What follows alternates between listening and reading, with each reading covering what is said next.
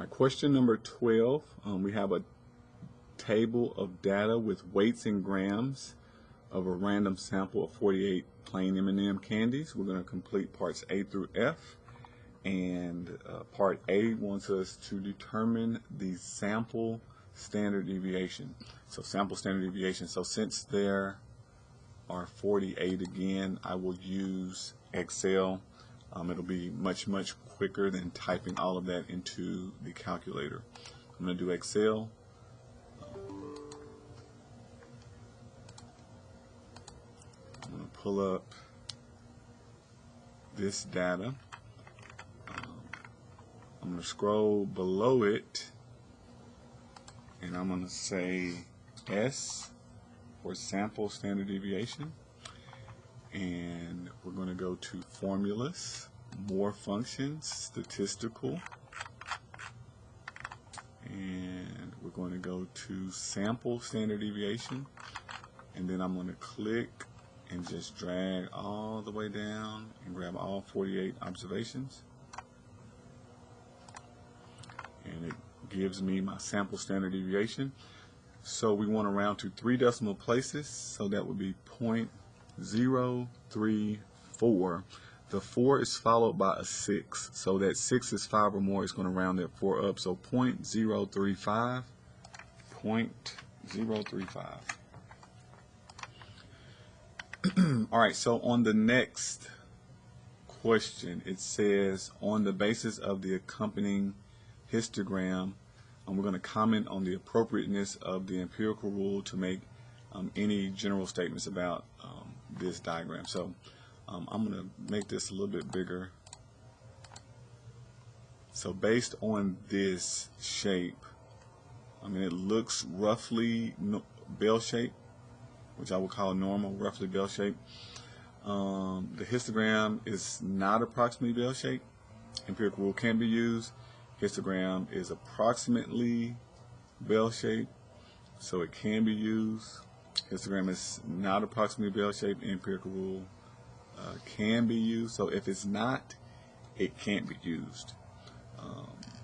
Histogram is approximately bell-shaped, so it cannot be used. So B is going to be the best one. It looks approximately bell-shaped. If it's approximately normal, then you can use it.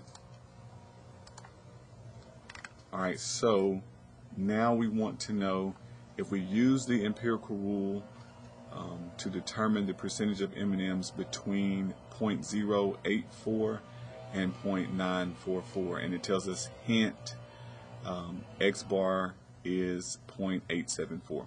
So let's go over this empirical rule. So we've seen it in the overview of the section, but let's go over it ourselves. So we have found the standard deviation. Let's find the mean. Now they told us what the mean was, but I still want to go ahead and compute it. So I'm going to go to more functions, statistical. We're going to find the average. Okay. So again, I'm just going to go ahead and click and drag all the observations, and we'll just confirm what we've been told. So I'm going to click OK, and we get a mean of 0.873. They told us it is 0.874. So when you round this number to 3 decimal places, the 0.873 is followed by 9, 3 is followed by 9, 9 is 5 or more, so 0.874. Okay, so now let me spell out the empirical rule. So empirical rule says we have a bell-shaped curve. In the middle is the mean. That's going to be some number. So in our example, it's going to be 0.874. If you add one standard deviation and you subtract one standard deviation from the mean, then between these two numbers will be 68% of your data. So that is, if I take 0.874 and I add our standard deviation, which was 0.035, so So let's just do it with the calculator. 0.874 plus 0.035. Okay. That's going to give me 0.909. So that's that endpoint. And if I take my 0.874 and I subtract that standard deviation, so this is 0.035, this is going to be minus 0.035. So I'm going to take 0.874. With the calculator, I'm going to hit second and enter. It's just a short way of resubmitting what we just did, or recalling what we just put in. And I'm just going to go back and change that plus to a minus. Okay, so I'm going to subtract 0.035. It's going to give me 0.839. So this endpoint will be 0.839. So between these two numbers, according to my data, this is approximately normal. 68% of my data will be between these 2 points. Then if I were to add that standard deviation again and subtract it again, just kept going, then I would get between these 2 points is 95% of your data. And then if you did it a third time, then between those 2 points you would have 99.7% of your data. So this is the empirical rule that we saw in the textbook. For this problem, we want to know between 0.084 and 0.994. So just doing one was not enough. I need to go again to try to get to 0.944. So I'm going to pull my calculator up. I'm going to take 0.909 and I'm going to add another standard deviation, 0.035. If I add it again, I hit something wrong. I'm sorry, I did the wrong thing. So 0.909, I did too many decimals. 0.909 plus 0.035. It's going to give me 9.44. That's the number I'm looking for. So this endpoint right here is 0.944. All right, so on the lower end, I had 0.839. So I'm going to take the 0.839 and I'm going to subtract 0.035 from that. That's going to give me 0.804. So 0.804. So these are the endpoints I'm looking for, 804 to 944. So between those 2 points should be 95% of my data.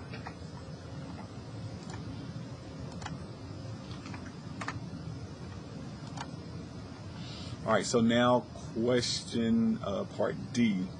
The actual percentages of M&Ms between 0.804 and 0.944 inclusive.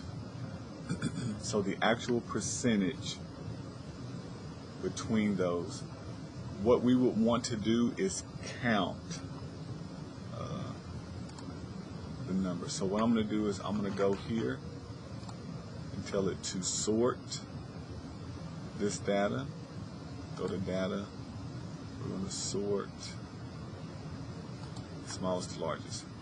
And then I'm going to count. So I know that there's 48. So what I'm going to do is I'm going to get rid of everything that's below and I'll be able to find out how many there are. So I want between 0.804 and 944. 1, 2. So this one value would not, it will fall outside because the next value, 0.804, 0.81 will be between. So this value is not between, so I'm getting rid of 1 out of the 48. And 0.944, I would get rid of this one. So I would just get rid of 2 values. So what that means is that out of the 48, I would get rid of 2 values that don't fall between, so that would leave me with 46 out of 48. 46 out of 48. So I would divide this to get my percentage. Sorry, 46 out of 48. So I would do 46 divided by 48, and that gives me 0.958. So approximately 95, which is what we suggested. So we want to round to 1 decimal place. So it's going to be, if I round this up, that'll be 100%.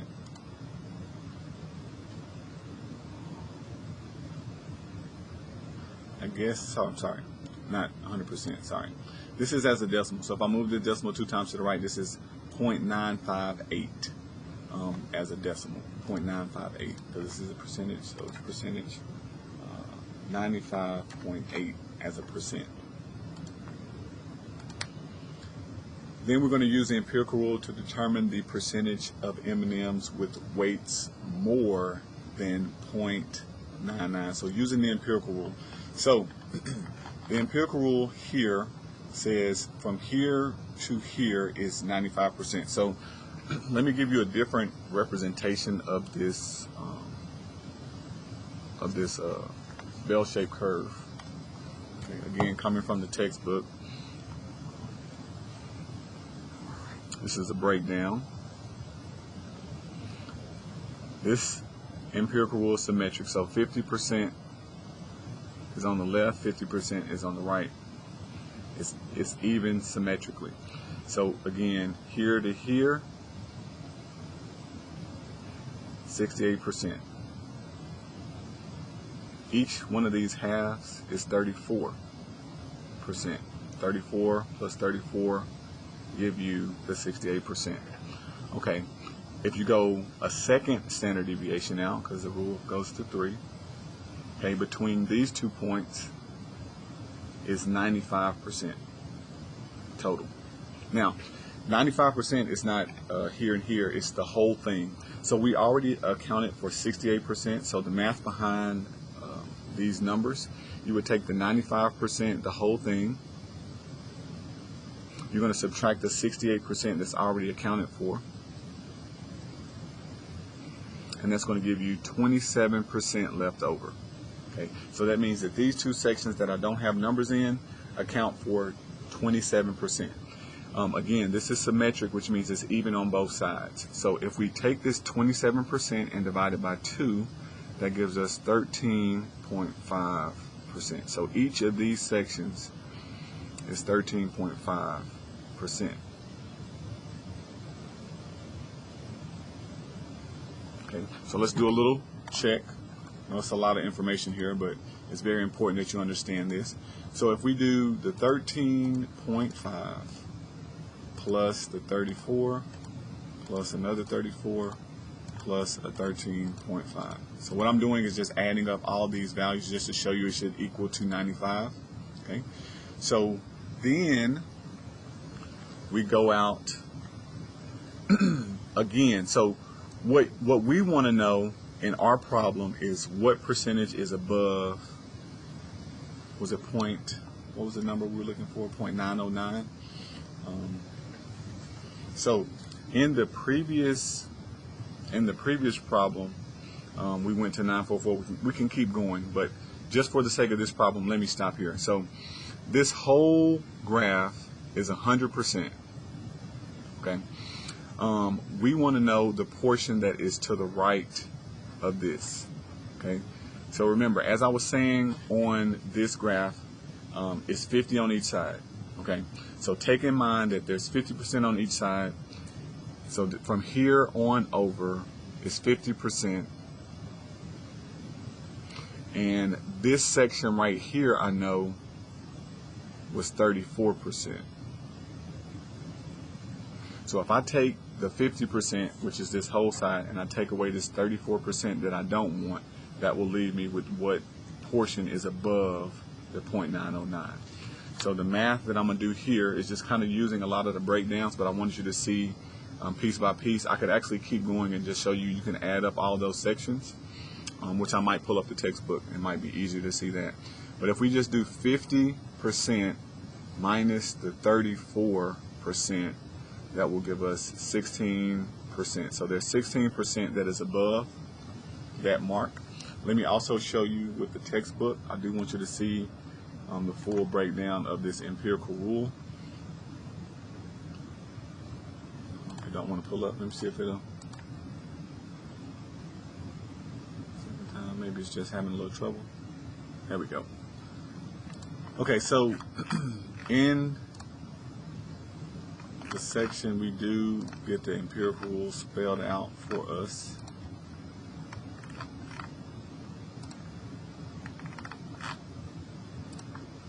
So after we talk about standard deviations and measures of spread, we get to almost there. Empirical rule. Okay, so here is that little table. It breaks down every little section. So in our diagram, we went one standard deviation, and I wanted to know the rest of the tail. So the book breaks down every little section for you. So if I were to pull up my calculator and saying we're adding up all the pieces in the tail past the first standard deviation. So you could also, instead of doing that 50, the whole lump sum, you can do the 13.5 plus 2.35 plus 0.15, and you still get the 16% that I got here. So this is just a little quicker way, but it's all using this empirical rule here. So anyway, let's keep going. Getting a little bit long on this problem. That answer is going to be 16%. And then last part F, we want to determine the actual percentage of M&Ms that weigh more than 0.909. So again, I'm going to pull up the Excel sheet, and everything that's 0.9 bigger than 0.909. So starting here, 1, 2, 3, 4, 5, 6, 7, 8, 9, 10 observations. So I'm going to take those 10 and divide by 48. Why am I dividing by 48? Because they told me 48 was my total, so that's my whole. So 10 divided by 48. The number that's greater than 909. That's going to give me roughly 20.8 if you multiply by 100 to get a percentage. So 20.8%.